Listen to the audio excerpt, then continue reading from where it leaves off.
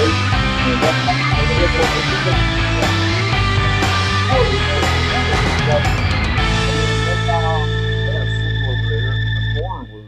corner had him man coverage, but then the safety came down and got him man coverage, and the corner was free.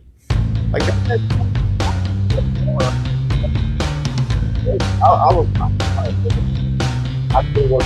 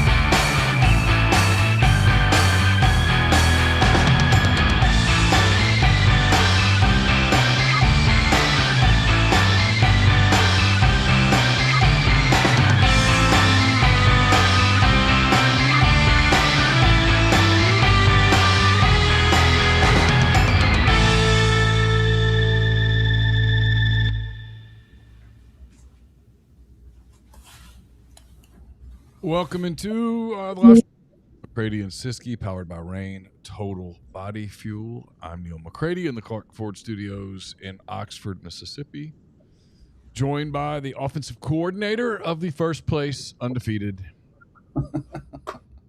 Birmingham Stallions of the UFL, fresh off of a blowout victory in Louisville, Kentucky. Yeah, over the now defunct Louisville Kings. Yeah, that was. How are you, sir? Doing good. How are you, sir? I'm I good. appreciate the shout out. Was not a blowout. Never a doubt in my mind who was winning that game. As the great Joey Jones would always say, ironically, one of the original Birmingham Stallions, a beat is a beat. A dub is a dub. So, yeah, 1-0, and then moving on to the next one. So, my 24-hour rule got started more like 12 hours this time, but hey, here we are. So, got 9 days for the next one, or not now. It was 7 days, but we had 9 days between. So we play on Sunday, Easter Sunday, 5:00, NFL Network. So I got to change my networks, and so it'll be 5 p.m. Central, NFL Network on Sunday. Neal, I know you will be tuned in. That game is in Houston, correct? It's at the Houston's MLS stadium, I think. That is correct. I don't know the name of it yet because I haven't seen the sheet, but yes, it's in the Houston MLS stadium. I do know that part. Okay. Toyota Park? I think, dude, well, maybe it was Toyota the one in Frisco, the one that Dallas plays in. I can't remember. I'm not sure. But it's one of them. Yeah. So we'll be 5 p.m. on Sunday. So excited that Aaron and Noxie will be. They're going to fly into town on Friday and go down with us. And Good. So it'll be. I'm excited for Noxie. It's going to be his first. He's been to camp, so he's been to all that. But he went to a scrimmage. But it'll be his first, I think, like real game day that he remembers, kind of deal. So he's been a part of them, but he doesn't remember them. So it'll be his first one that he'll be able to hang out with Dad pregame and stuff like that. So that'd be pretty cool. Yeah, that's awesome. All right, well, we'll get rolling. We'll talk more about it. We can talk about I know you've got your thoughts, and I watched it. I have mine. Yeah, I'm excited to hear what you have to say. Yeah, from a long viewer. You had the full attention of our household on Friday night. We'll talk about it in a moment. So all right, sounds good. Let's do it. Here you go.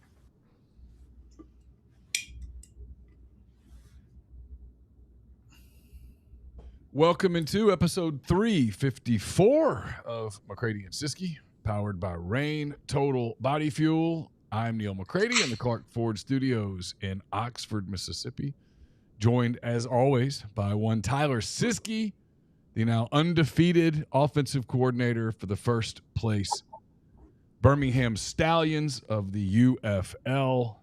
Stallions winners, as I tried to tell you for 2 months, winners in Louisville, Kentucky on Friday.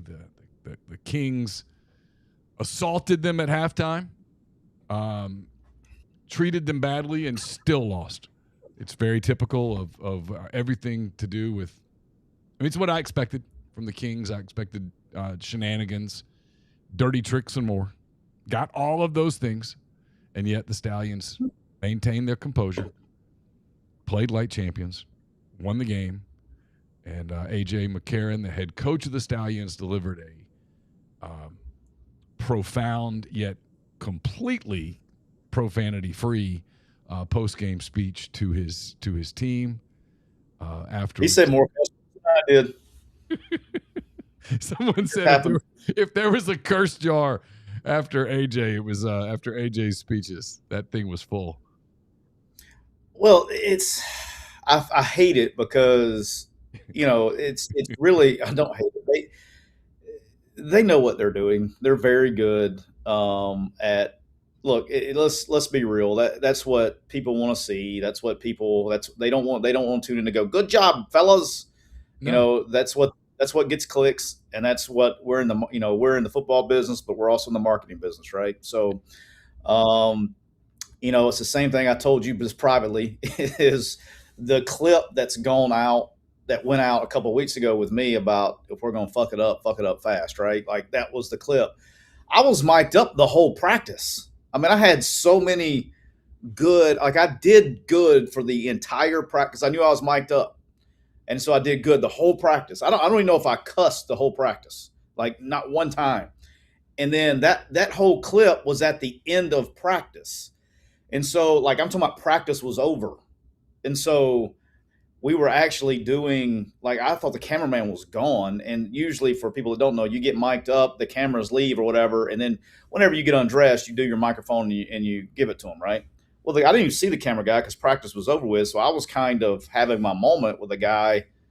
It was with Bree Barber, actually. I was trying to have my moment with a guy now that practice was over so I could say what I needed to say. And of course, that's the one thing that gets clipped. Not the whole practice, just that one thing. But they're good at what they do, and there's a reason they do it. And same thing with AJ. So we'll get into it. We'll get into it in a second because I actually have some thoughts about the whole thing.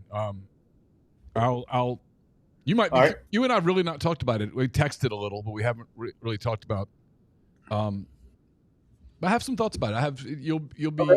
I think you'll be pleasantly surprised with. Okay, I like it. My thoughts. I like it. All right, we're brought to you each and every show. This is 354 of them, and they're all been brought to you by our friends at Rain Total Body Fuel. 300 milligrams natural caffeine, BCAAs, electrolytes, zero sugar. It's got what you need to push the limits and achieve your goals. Check them out on Instagram at Rain Body Fuel to learn more. Neal, give me 1 second, Bubba. Oh, you're good. I think I screwed us up. I think I screwed us up on accident. No, we're good. We're good. If I think I connected to the wrong Wi-Fi today when I came to work because I haven't reset my settings. So if I get really blotchy, just let me know and I'll reset it. All right, change networks. Right. Okay. Neal, as you know, today is big day today because today is base game plan day. So we put our base game plan day in today. We have our meeting at 2:00 today.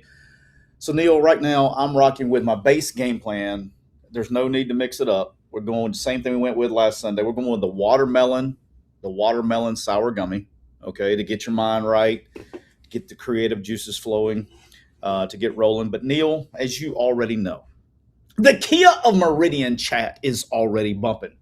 And tax time is here all the way through April 15th. We're getting there. What are you going to do with that refund? It's begging to be a down payment right now at Kia of Meridian. You can turn that tax money into a brand new whip. You go see Trav and all the good folks down at Kia Meridian. You can get $3,000 off the 2025 Kia Sorento. Perfect for the family, the grind, and everything in between. Or you can drive big with Cisco's favorite, the 0% APR on the brand spanking new Telluride. That's right. And if you're watching your monthly payment, you can get that Kia K4 starting as low as $349 a month. That's right. It's your refund, it's your ride, and it's your move. So don't sit on that tax money. Drive it home in a Kia of Meridian today. And Neal, when you buy that Telluride, that K4, that Sorrento, when you say Trav, won't you go on back there and pull it on out, Trav? Go back to that closet and pull it on out, Trav. And what I want go to the closet to pull it out. Yeah. No. And Trav, I want you to spin the wheel and win awesome prizes like a PS5, an Xbox, a TV, and more. So check them out at Kia of Meridian. Neal, we're also brought to you by the official RV dealer of McCready Siskey. Who is that, you may ask? It's County Line Campers. Where are they located? You may ask that too. Exit 38, I-10, in the wonderful metropolis of Gulfport, Mississippi. That's right. This month, right now, on all remaining 2025 models, you can get employee level pricing because camping season is coming and they're getting rid of those 2025s. They're getting them off the lot. So if it's 2025, it qualifies. You pay what Rob pays. You pay what Miss Destiny pays right now at County Line Campers. And you're like, hey, Cisco, what's on the lot? Let me tell you how you find out. You go to countylinecampers.com, countylinecampers.com, and you will be able to see what's on their menu, just like what's on the call sheet. You'll be able to see the 2025s on the lot right there at County Line Campers. And how long do you ask yourself, hey, Cisco, how long do I get employee level pricing on those 25s? Until they're all gone, Neal. Until they're all out. That's right. Go to countylinecampers.com or check them out on Instagram, TikTok, YouTube, and all that good stuff. Check them out, countylinecampers.com. How about that? How about that? That's what happens when you have a 97 sleep score, Neal. Yeah, you're exuberant today. Very, very ebullient. I had to catch up, man. I bet. Your boys run low on petrol. We'll get into it. So here's my first observation of UFL. I never paid attention to the UFL last year, if I'm totally honest. I'm a traditionalist as it comes to sports calendar, so you're going to have to win me to get me to watch football in March, to be honest. First thing I noticed, and Laura noticed this too, it was just the two of us on Friday night. We kind of ended up being a very rare sports night in our house, which the fact that Laura kept watching should tell you something. But we turned on, I was doing the little rotating college baseball games starting at 6 o'clock, making myself watch some college baseball. There's a couple of games on my TV right now. I've got Tennessee and Vanderbilt are playing. Florida and Arkansas are playing. Anyway, I try to make myself watch because we do the podcast. And we used to talk college baseball. Mostly we just talk Ole Miss baseball because that's – anyway. 6:30 rolled around. I guess we did it for about an hour. We watched some of that. 6:30 rolled around. We flipped one of the TVs to the Ole Miss game, Ole Miss, Mississippi State, first game of their series, and then made sure that we had Fox going on. I turned it like 6:54. I turned the TV to Fox. They were finishing up like Inside Edition or something. I don't know. And what I noticed was UFL did a great job of it sounding like an NFL broadcast. Just the sound. The voices, the some of the lead-in stuff, it just felt like pro football. Sounded like pro football. That was first big plus. Second big plus, putting it in that MLS stadium, it looked and sounded more full than had you put that same crowd in a big football stadium. I was impressed with that. I thought they did a really good job of storytelling. They told the story of you and AJ. They kind of did that throughout. I was impressed pleasantly by the quality of play. All jokes aside, both teams. And then I was impressed with how many players I recognized, either because of where they played in college or because they had some experience in the NFL.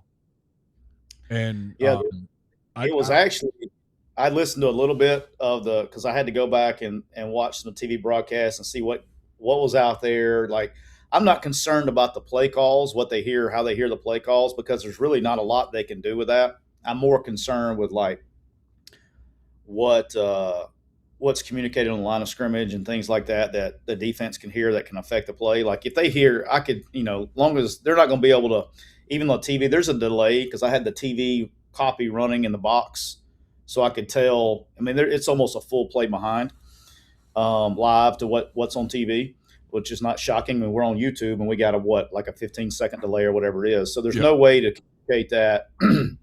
So I'm good there. Now, what you do learn is, so you're trying to do that. But one thing I noticed was the way it sounded live as opposed to what was on TV. It was actually quieter on TV. Like, it was loud, dude. I mean, that was a loud deal. And then there's one third down in the game on our last drive we converted.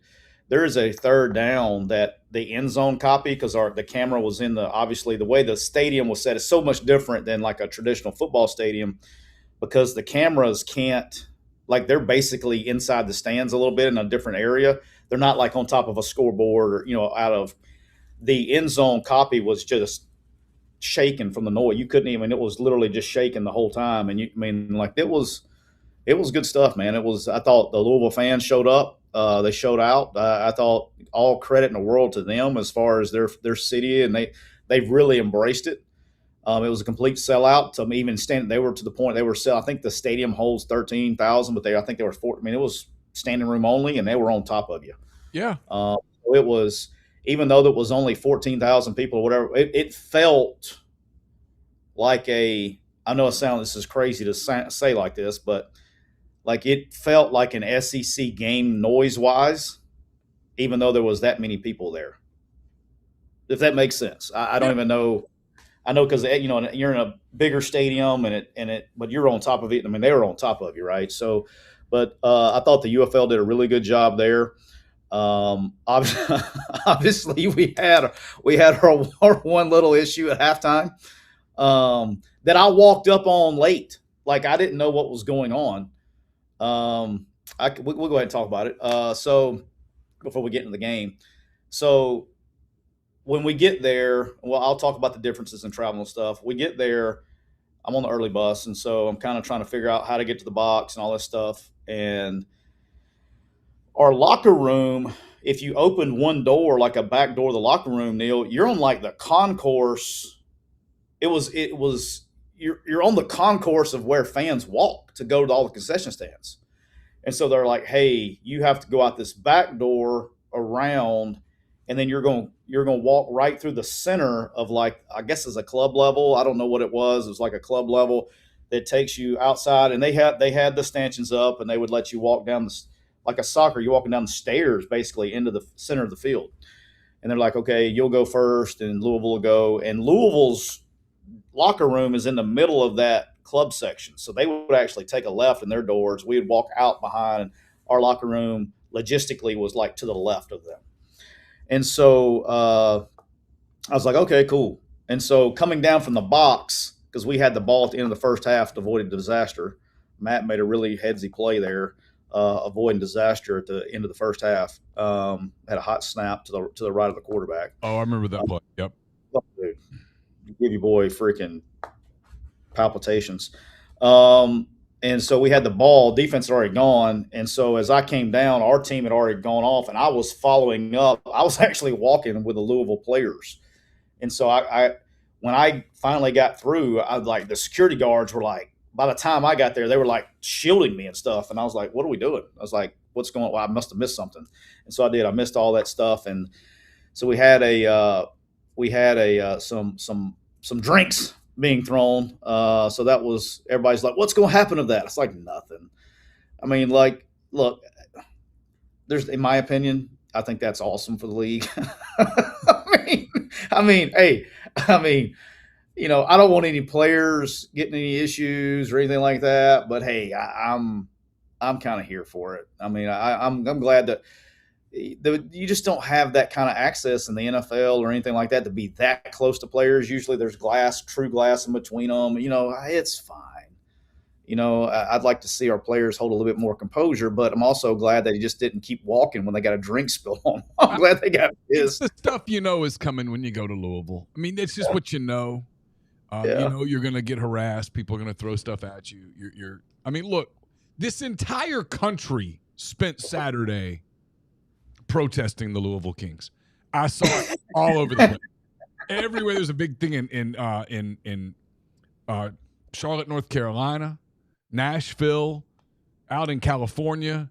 People walking around with signs saying "No Kings, no Kings," and it was obvious this was a retaliation. People saw what happened on Friday night and said, why would you treat A.J. McCarron, Tyler Siskey, Mason Brooks, and the Birmingham Stallions that way? We don't need Kings. That was clearly the statement that was made nationally in response to what happened on Friday night. I mean, that quick. Boom, next day. Yeah. But it was interesting. That part was interesting. So as we go through here, I wrote some things down that I thought would be interesting for the fans that were different for me and even different for I know we have a lot of college people that listen. I got so many. I had 182 unread text messages when I got to my locker. So everybody that reached out, thank you so much. It was awesome. Even from coaches to buddies to whoever. And I sat there. I had plenty of time to return them all. So I was able to return all my text messages and get them down to zero. So first thing that was kind of interesting is the differences in meals, right? So in college, once you arrive on site, you travel, you're on site, everything's in the hotel, right? So, and it's very structured. Hey, dinner's at this, team dinner, you eat, you go on about your deal.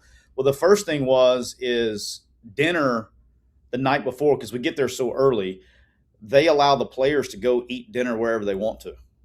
Okay, like a grown adult. Okay, and then we have meetings that start at like 8:30.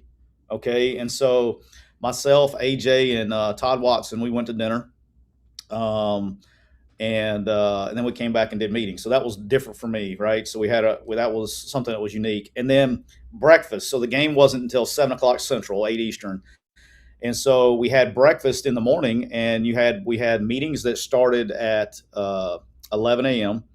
And so we had breakfast from like 8 until 10:45, and just whenever the players wanted to come in and eat breakfast, they could eat breakfast. Okay, so it wasn't any like breakfast is at 9. Then we have film. It was like, hey, here's your window, and you walked into the room, and it was normal now, just like normal on the road with a college team. We had the buffet with everything, just looked exactly the same as any college road breakfast. It's just stop by when you want to. All right. And then the training room was open because all these guys, they prepared differently on game day. And that's one thing you notice probably that's so much different than the college level, the pro level, is depending on their age and what it takes to get their body going at peak. Some guys start really early with treatment and do different things. And so that's kind of they're getting their body ready and whatever their routine is. And so we did that. We had meetings at 11, and then you're done. And we had like a 30-minute walkthrough.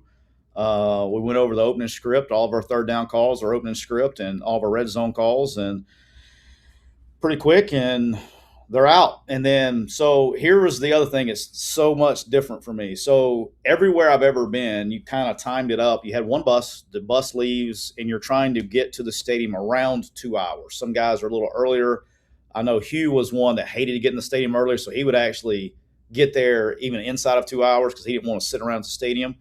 Well, first bus leaves 4 hours before kick. And so we have 2 waves of buses. And so we had one wave, and you picked. It wasn't required. Whatever takes for you to get ready to go. So we had one bus that left 4 hours prior to kick and one bus that left 3 hours prior to kick. And they went out there and they would get to the stadium. And again, whatever it takes as an individual for them to get their body ready to go. And we didn't start, organized anything on the field until an hour before kick. And it was the fastest pregame I've ever been through in my life. I was like, I don't even feel like I was out here. I mean, we took center quarterback exchanges. We did pat and goes. We did four plays of Skelly, 4 plays of team, field goal punt. We're out. I mean, I was like, what in the hell just happened? I mean, we were our pregame warm up was like that, and I was like, what the hell just happened? And then they go back in, and you got like 30 minutes, and then it's so much. The time is just so odd in the professional compared to the NFL. So that part was different. The second part, Neal, I mastered. I need to apologize probably to Fox. So I figured out how not to get canceled, and it kind of presented itself to me. So Netflix was here, or whoever the crew was, and they mic'd me up as we got on the bus to leave. And then as soon as I arrived, a UFL mic came. So I had 2 microphones on me. And I had gone to a different room because the way the locker room was, I wasn't going to sit in the coach's locker room. I left. I went and sat in like the corner of the training room and just was going over stuff kind of on my own, just staying away from everybody. And Kevin Shearer, our defense coordinator, said, "Hey, Fox is looking for you to mic you up." And I walked in there. I was kind of peeking, and Derek Riley, our linebackers coach, he's going up the box too. I said, "Hey, you ready to go?" and I dipped. There's AJ calling me. He's in the middle of his deal. I dipped getting to before I could get the Fox mic on me, and they never got a chance to mic me up. So I told the guys, like, "Hey, Netflix has got a mic, UFL's got a mic. I just take their audio." And so basically the only way Fox could hear me is when they were wired into the coach player communication system. And so the only way they could hear me is when I hit the button to talk to Matt. Laura, your play calls, by the way, she would just start. She was like, what is dolphin, this and that? I was like, I have no idea, He's like, well, so what does that mean? Yeah. I'm like, it beats me. Well, they can't do anything, which I'm fine with that, right? Because there's no way that, because that's not an inline communication. There's no way that anybody, they don't have time to hear it, to know what's going on, and then we don't communicate. That's not on the line of scrimmage. Like if this was no huddle tempo, that would be a concern. But that's not the stuff you got to worry about changing. There are some things, inline communication signals, things like that we have to change week to week based on what gets on TV copies. But that's stuff we don't have to. But you know what? Something you said is right. And they got it. And I give them a ton of credit for it. Is that, yes, you guys are playing competitive professional football and you want to win. Obviously. But if the league's going to get traction, it has to be entertaining. Yeah. And if the league is going to get traction and make it, and this is going to become a thing, it has to be entertaining. Everything must be done with the television viewer in mind. And I thought they did that.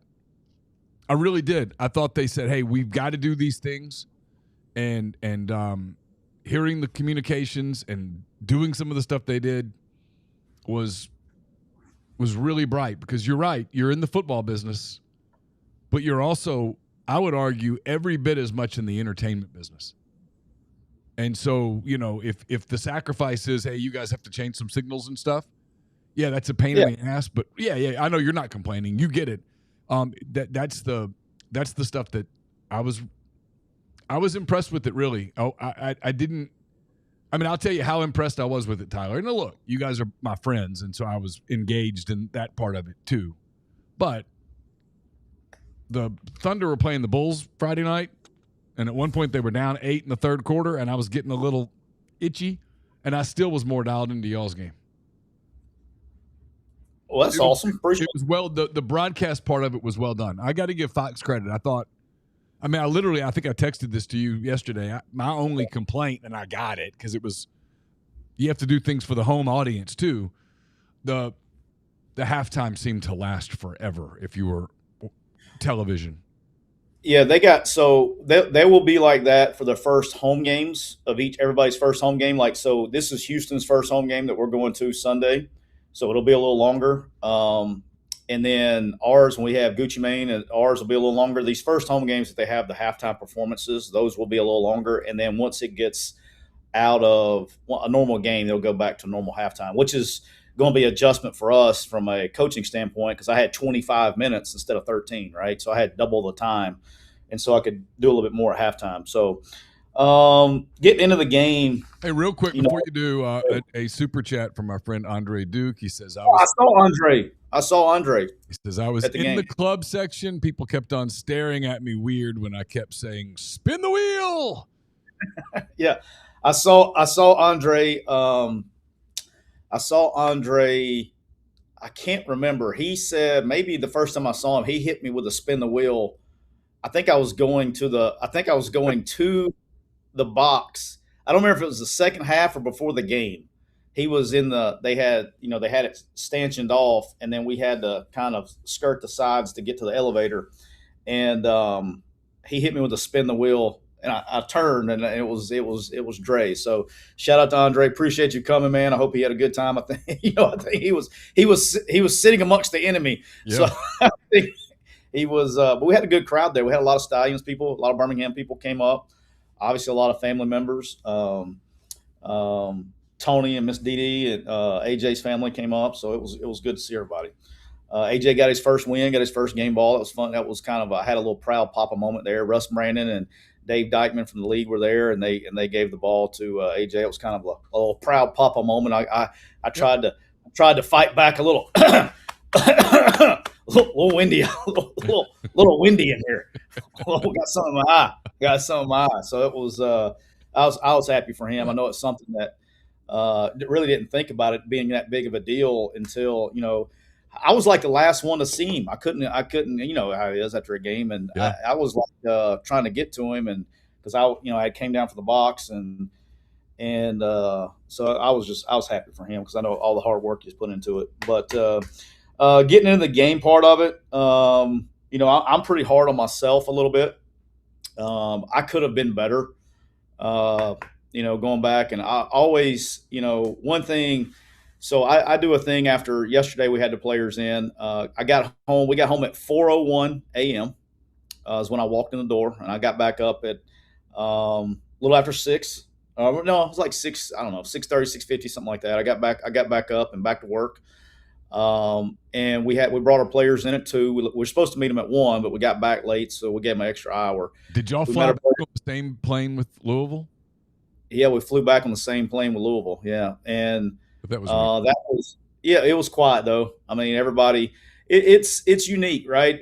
Everybody's professional. You respect everybody. I know it's so different than the guys are professional, the coaches are professional, and look, it's professional football. So there's not going to be any easy games, anything like that. Everybody's pros, right? So it's a long season, and I was just glad we got a road win. But one thing I do with our players when we watch the film as an offense, and I meet with them I tell them, and I got a lot of this from Freeze, and I like this part of how we did it, and our meeting is about the truth on Saturday, and it's not about win, lose, or draw. It's about the truth, and then you got to self-reflect, and I think in order to get better as a team, you have to be honest and take accountability for things you did wrong, and I always start with me, because I don't want them to think I'm perfect and they're screwing everything up, and I think that as a play caller from an offensive perspective, I think you have to do that. And I told them where I screwed up. I played for guys, I've worked with guys that think, oh, this play would have worked if you had done your job. No, sometimes you put players in bad spots and you do things, and I could have been better. I told them I had 6 things yesterday. I told them I had 6 things where I could have been better. I won't go into some of it because it's probably sharing company secrets and moving forward. But, I had about 4 play calls. I could have been better. I put us in a bad position on a conversion on 4th and 4. I should have called a different play. I went back to the well too many times on something, and I knew better. Um, but they had not given us a look to get us out of it yet, and it was free money before then. And I went back to the well on a concept that I probably should have gone to my next one. That I actually did come back to that on the last drive of the game, and we hit it for about 17 yards. So I screwed us on that drive. But I wish I could have had that one back. I think run game wise, I think fans don't understand this. It's like you prepare for one thing, and they came out and basically played it completely different. So we had to really, from a strategy standpoint, an offensive play caller standpoint, I had to go through after the first drive, basically flipping a lot of things that we had prepared quickly. And I probably could have got us into a more down. I probably could have helped the offensive line a little bit and the running backs a little bit and gotten us a little bit more downhill quicker on some things. I should have been better at that. And I think we did an unbelievable job at sustaining drives. I did not put us in a best position on a few drives and finishing drives. There was one drive in particular that. So the way strategy wise, right? So once you cross the 50, Neal, you can't punt, right? And so you get into this fringe area where you're on the outer fringe of field goal range, but you can't punt. And so on one drive on 3rd down, I called a 2nd down play thinking that I had 2 downs, and I didn't. And it forced us into a longer field goal, and I was planning on going for it on 4th down. And so just the communication on my part and not being on the same page, that was my fault. So I screwed us on that one. But look, I think our guys played well at times, but we have so much to improve. And I guess that's the positive is we got a road win. We were 10 of 6, and so you go through all these negatives, but then you always have to finish it with a positive. We were 10 of 16 on 3rd down. And, when you're 10 of 16 on 3rd down, you're going to have success. We controlled the clock. We had a 38-12. We had the ball for 38 minutes and 12 seconds. They had it for 21-48. We gave up no sacks and didn't turn the ball over. So that's a formula for success. That's why we won the game. We had, I was looking at the drive chart a minute ago. We had in the second half, we had 3 10-plus play possessions, including the last drive of the game. And I saw somebody in the chat earlier was asking about the last play call for the touchdown. Yeah, they wanted to know, did you see the safety doing that early in the game? Did you know that? Yeah. So I knew I wanted to save that for the high red. I was waiting just to give you an inside, truly pulling the curtain back. So I knew I wanted to do it on Cam Dantzler. Okay. I knew I wanted to do it on him because he's very aggressive in the run. Okay. So I knew I had to get the ball on the left hash. Okay. So I knew I had to get the ball on the left hash, and I knew I had to give him something to get him to trigger. He was triggering a lot, creating some tough blocks for our tough blocks on our receivers. And I needed it in the high red because I knew once you get tighter, he's going to trigger more frequently.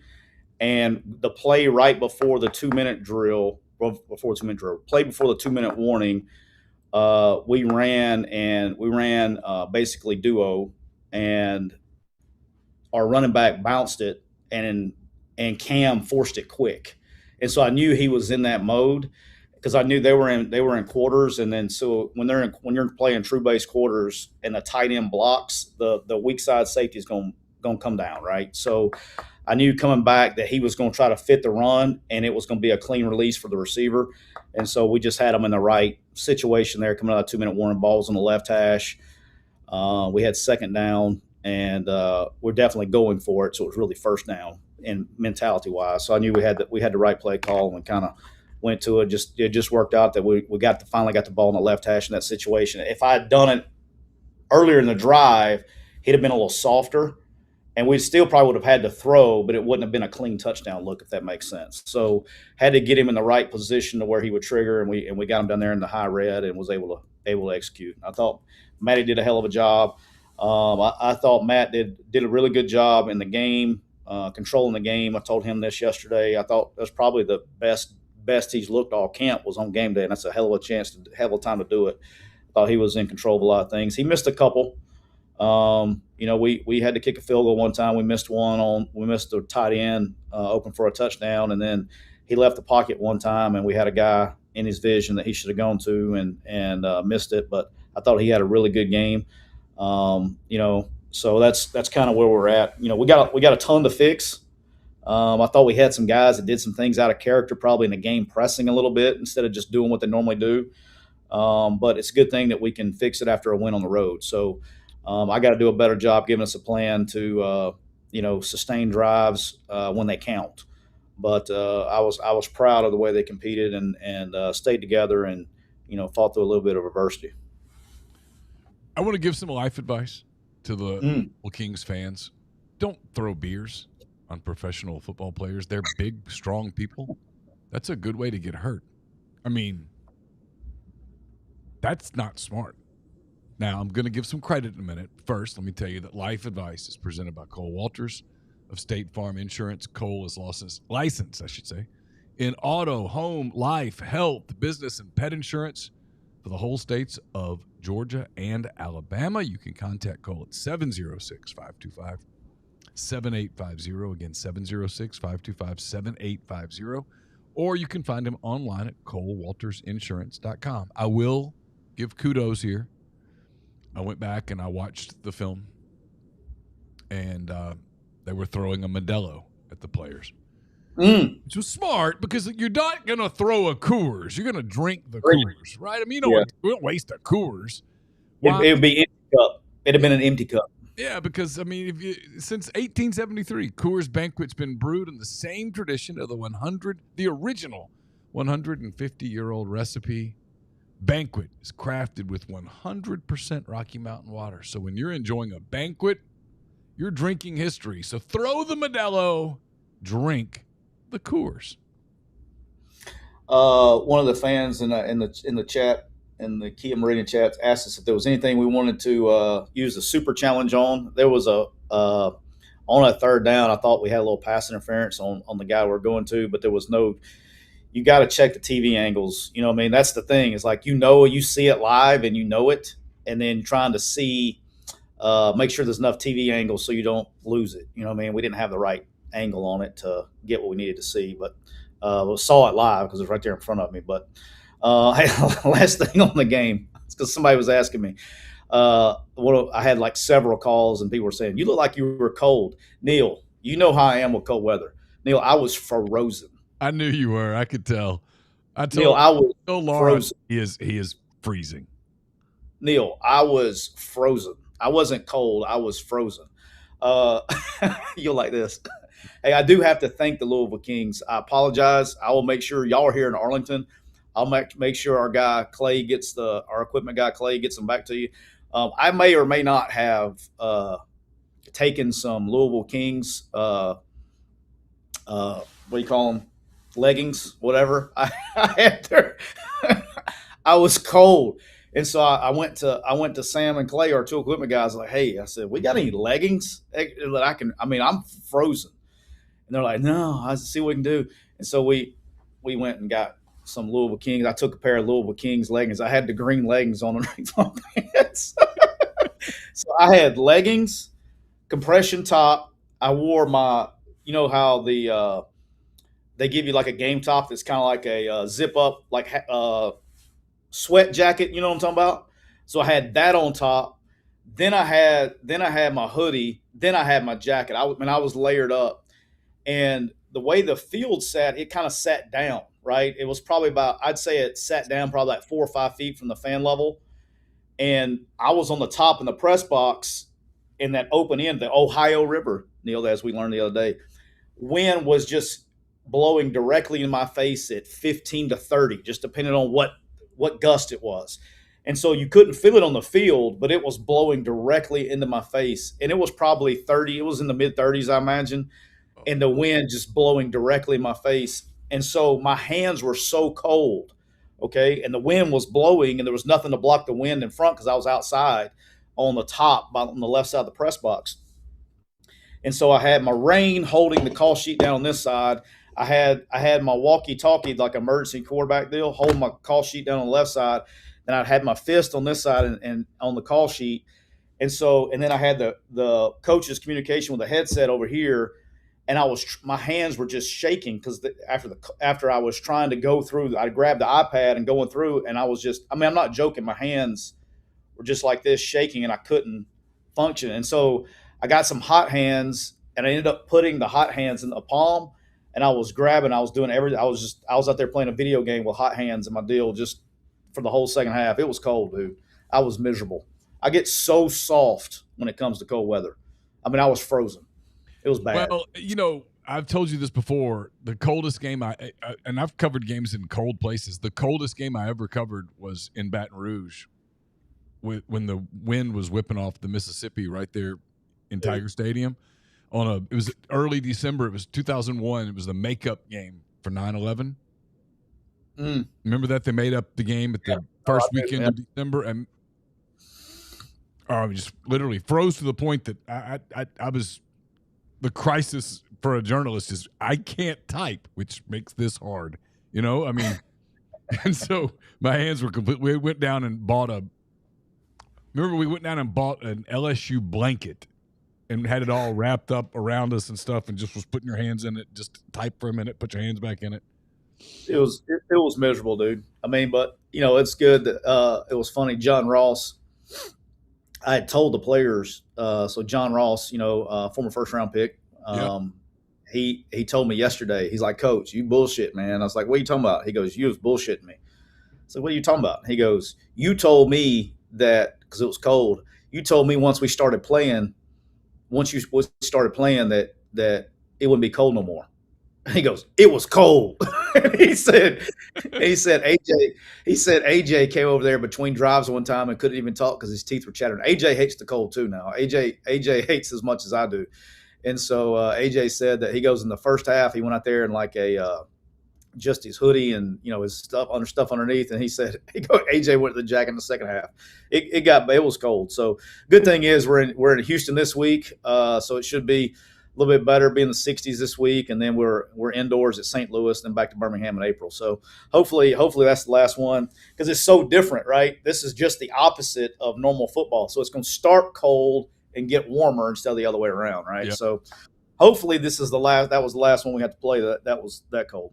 Speaking of cold, Tyler, everyone loves the outdoors, even when it's cold. We're presented by Outdoor Underwriters. So you want to make sure that your hunt club, your timberland, your football stadium is covered. Outdoor Underwriters provides the insurance you need at a price that makes sense. Outdoor Underwriters provides liability protection for occurrences arising out of activities and operations of your hunt club and its members, guests, invitees, agents, or employees. Take comfort in blind and tree stand liability, mobile equipment liability, hunting dog liability, and more. Outdoor Underwriters also provides standing timber insurance, timberland liability, prescribed burn coverage, guides and outfitters, and consulting foresters. Their products are endorsed by the National Deer Association, the Wild Turkey Federation, the Alabama Forest Owners Association, and the Forestry Associations of Florida, Texas, Tennessee, Arkansas, and Louisiana. You can access those products through those association websites, or you can call Outdoor Underwriters at 866-961-4101 or online at outdoorund.com. I thought this was interesting. This was out yesterday, I think. Pete Nakos at On3 is reporting that LSU is committing over $200 million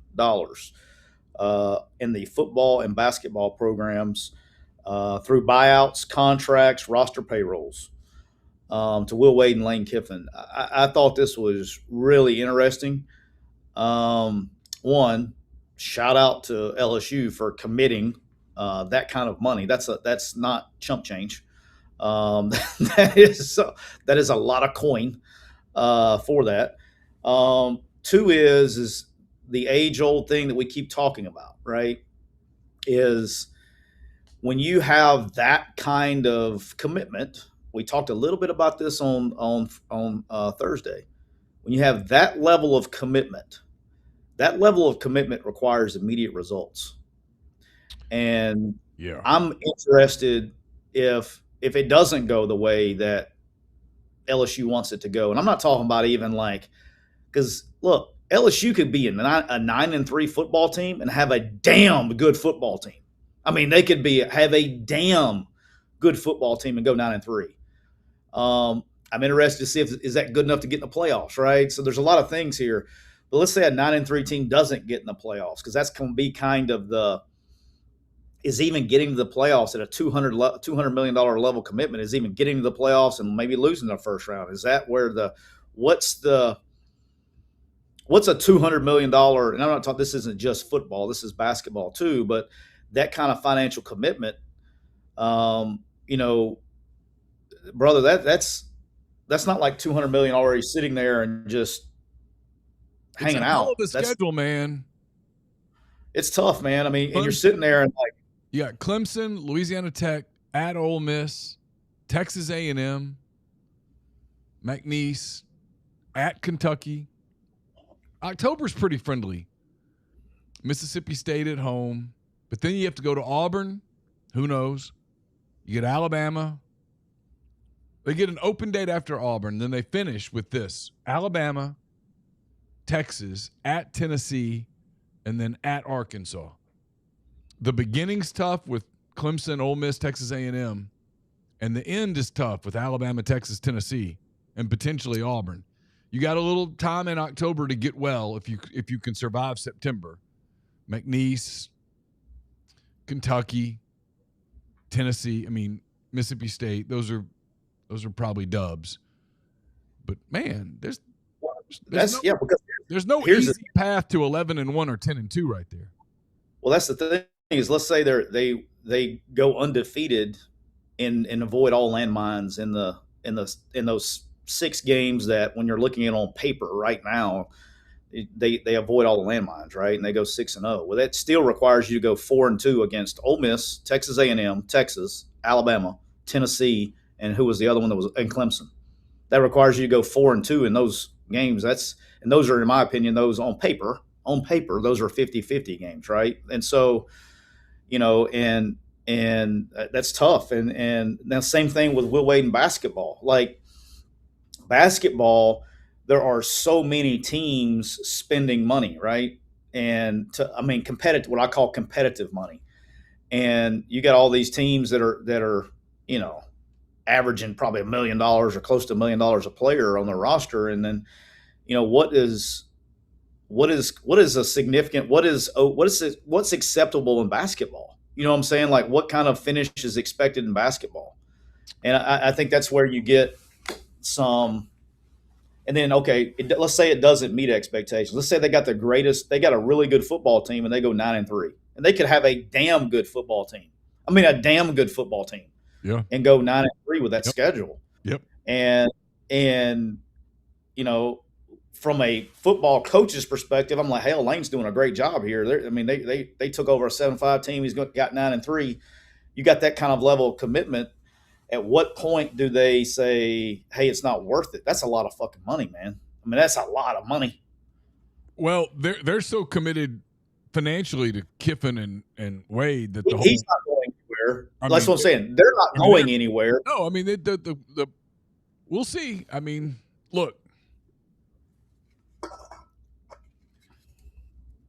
it's like what you're talking about. The people that are like, Lane's going to fail, I'm like, okay, he's going to win. The question is he going to win as big as he's getting paid to win? As big as they're invested to win? He's going to win. Yeah, Will's going to win. Will wins everywhere he's ever been. He won at LSU. He won at McNeese. He won at NC State. He's going to win. But they're paying, if what I hear about their NIL commitment, they're paying Will Wade Sweet 16 and up money, you know, and so and they're paying Lane win the national title money. And that's the thing is, like, I think Lane's going to win because that's what he does, and he's an elite football coach. and I think he's going to win. But we're in a world now, and this is where I was talking about a little bit the other day, is like adding that ninth SEC game, right? We're entering a world where we've been in it. Shout out Indiana going undefeated this year. We're in a world where it's not like it used to be, to where, and I say used to be like 4 years ago, where you could, hey, you're going to invest right here and it's going to guarantee you're in one of the top echelon teams because you're outspending everybody. There are more teams spending. Okay. And so winning the big one is exponentially harder every year because there's more teams. Indiana says hello. More teams are spending enough money to be competitive. And again, it could have an elite team, but they're spending expecting a championship when I think it's harder to win a championship, even if the same team 4 years ago could probably win one, if that makes sense. So it's super interesting, but hey, look, you do have to tip your hat to them a little bit. I mean, not a little bit, a lot of bit. If they're that committed, That's it's a good spot to be in. I rather be, and I'm a little sadistic and different. I much rather be in a position where the expectations are, hey, you've given me all the tools to go build it. Let me go build it, as opposed to the other where you have the expectations with no commitment, right? So at least they've committed it, right? So I mean, the LSU fans and the administration have definitely committed to it. I mean, they LSU sanity, but I don't think you can question their commitment at this point. They're in. They're in. They're in. Couple of things here before we get out of here. I know you saw this. This made you chuckle. I know it did. The Mississippi State Supreme Court denied the NCAA's appeal against Trinidad Chambliss's preliminary injunction. I saw this the other day. I think I was traveling when it happened, and I saw it on social media, and I started laughing. I just said, "Welcome to Mississippi." This has been a story. I've pissed people off with this, but I have been consistent on this, and it turns out I'm right. I mean, I get a lot of shit wrong, but I got this one right from day one. Welcome to Mississippi. This was never in doubt. This was never dramatic. There was never a question about how this was going to end. To this moment, man, I'm baffled. Honest to God, like The Athletic wrote a story about it yesterday or something, and I looked at it and I was like, well, that's because they were using common sense, Neal. This is not a common. Hey, I wanted to say, I was laughing. I was sitting next to AJ, and I said, he goes, "Oh, really?" I was like, "Yeah." I said, here's the truth. They should have looked at the betting apps and seen like all the stuff that they've gone through in the last 3 years. Like betting apps is like, yeah, I mean, why wouldn't you use it? I mean, it's common sense. Why couldn't the betting apps get like legalized in Mississippi? I'm like, you got casinos, you got to take sports bets at the casino, blah, blah, blah, blah. It gets through every year. It's like state Congress or Senate or whatever. Every year it gets passed, and right before it gets signed, somebody goes, let's go in this back room. Hey, look, I own this casino. Yeah. We're not doing this. Yeah. Yes, sir. Hey, yes, sir. Yes, sir. Hey, betting apps closed. They went to the NCAA. Like, here's common sense, okay?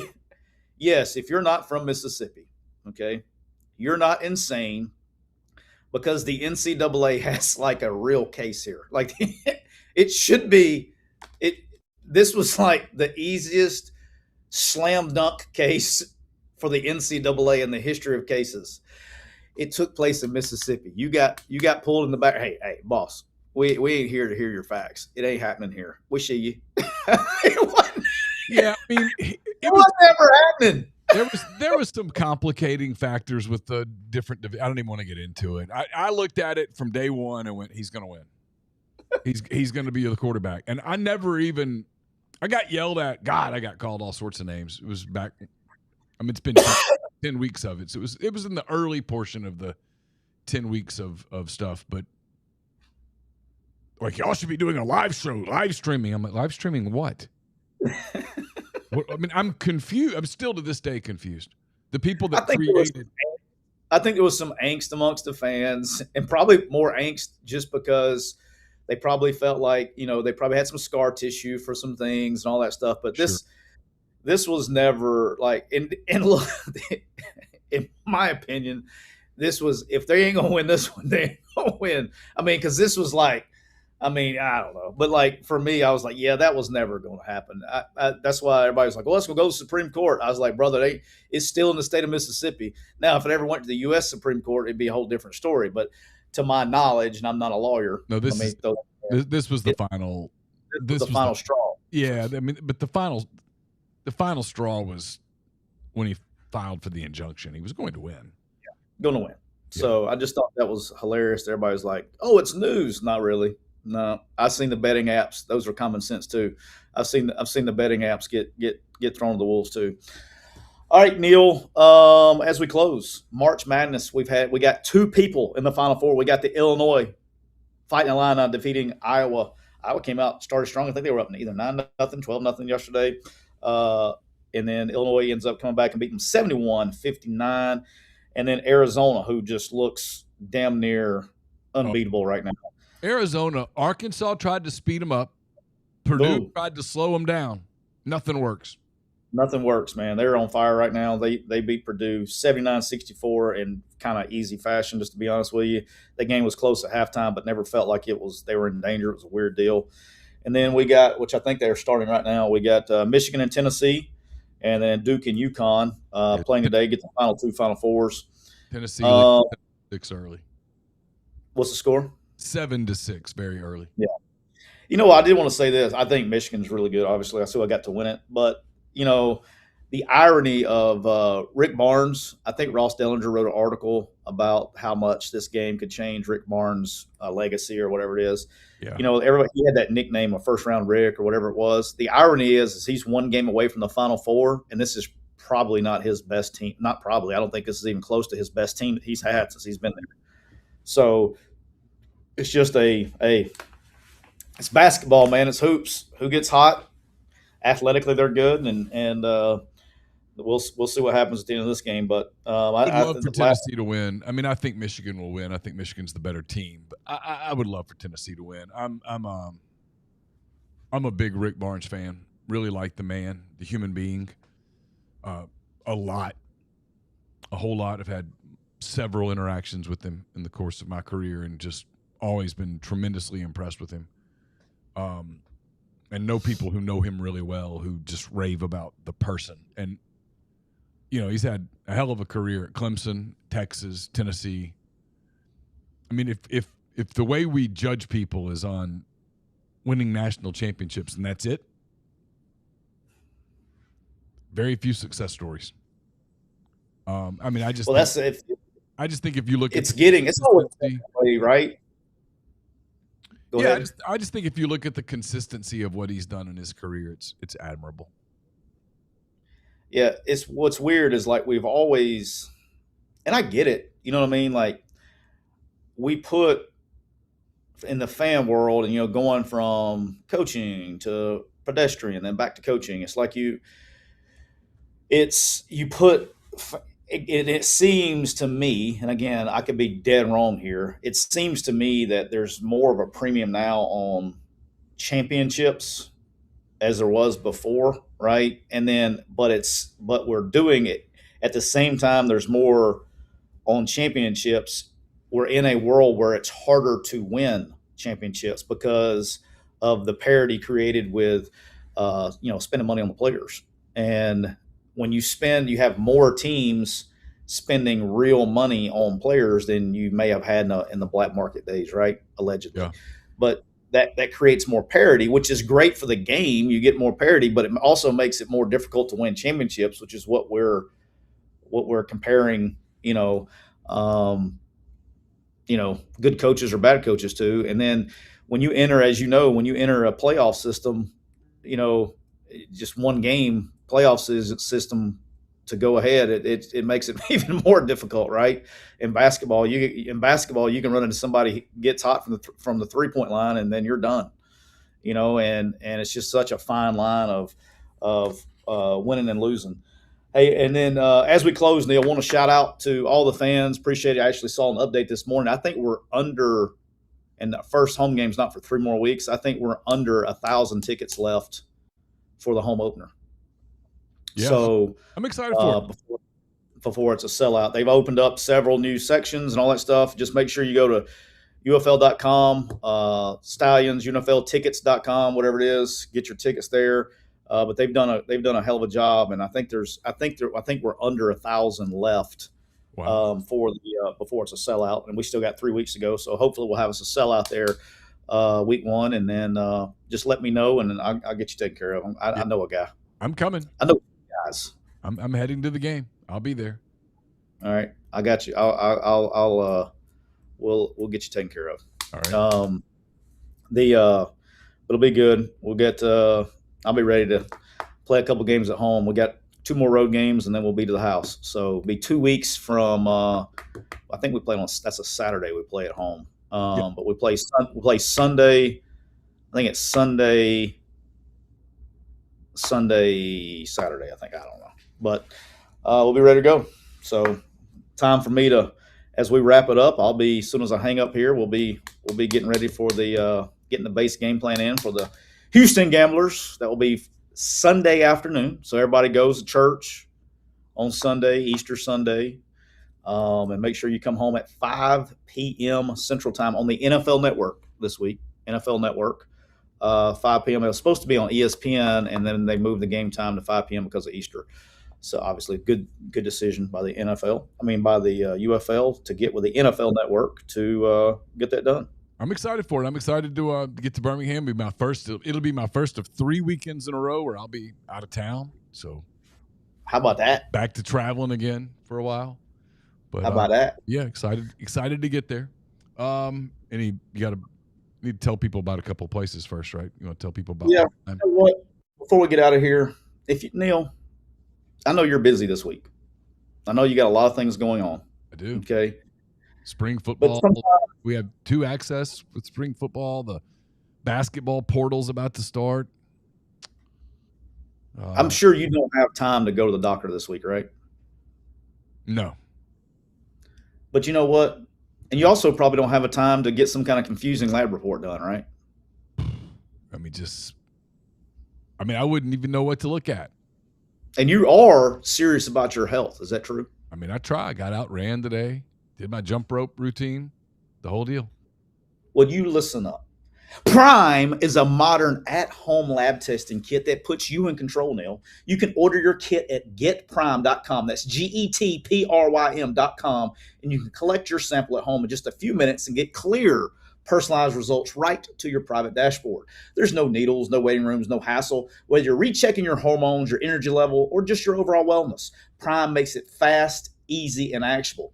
And if you need support, Prime's going to connect you with the trusted doctors who can guide you to the next steps, like your peptides, your protocols, and real strategies to help you feel your best. It's that simple, it's powerful, and it works for your partner too, with panels for both men and women. So even better, check this out, Neal. When you go to getprime.com, you go, you know what? I need to check my metabolism. And you click and you get the metabolism kit and you put it in your cart. You're going to enter the promo code MPW. And that's going to get you 20% off of your first order. It's that simple, and it's on your terms. So go to getprime.com. That's GETPRYM.com, and take your health into your own hands.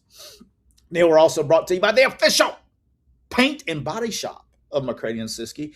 That is Thompson's Paint and Body Shop, located right there in the heart of Saraland, Alabama. They're not just some corporate chain just pretending just for numbers. No, sir. Don Jr. and Matthew Thompson have been taking care of you just like you're their neighbor for over 35 years.